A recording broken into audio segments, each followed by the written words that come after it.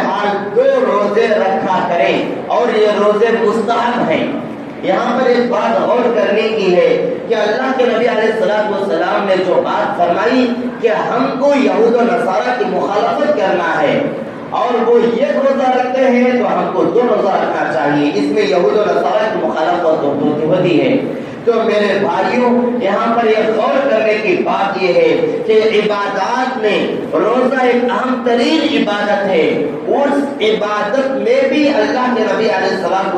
کو یہ گوارا نہیں تھا کہ یہود و نصارہ کے مشابہت ہم اختیار کریں اور یہود و نصارہ جو کرتے ہیں ہم وہی کام کریں، اللہ کے نبی کو اس وقت بھی گوارا نہیں تھا۔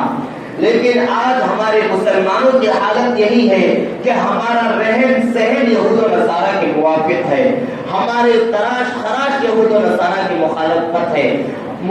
ہے، مطابق ہے، اور ہمارا طور طریقہ یہود و نصارہ کی، ہماری شادیاں آج کل یہود و نصارہ کے مطابق ہو رہی ہے۔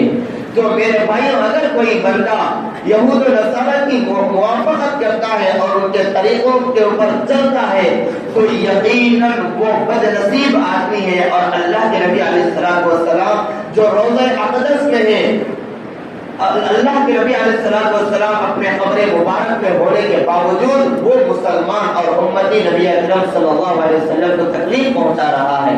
اس لیے جہاں تک ہو سکے یہود و نصارہ کے رہن سہن کو چھوڑ کر اسلامی رہن سہن پر آنا چاہیے، یہود و نصارہ کی خراش اور تراش کو چھوڑ کر اسلامی اور سنتی تراش اور خراش کو اپنانا چاہیے اور مکمل اسلامی طریقے کو اپنانا چاہیے۔ تبھی جا کر سنتوں کا نور ہماری زندگی میں آئے گا اور برکتوں کا نور ہماری زندگی میں آئے گا۔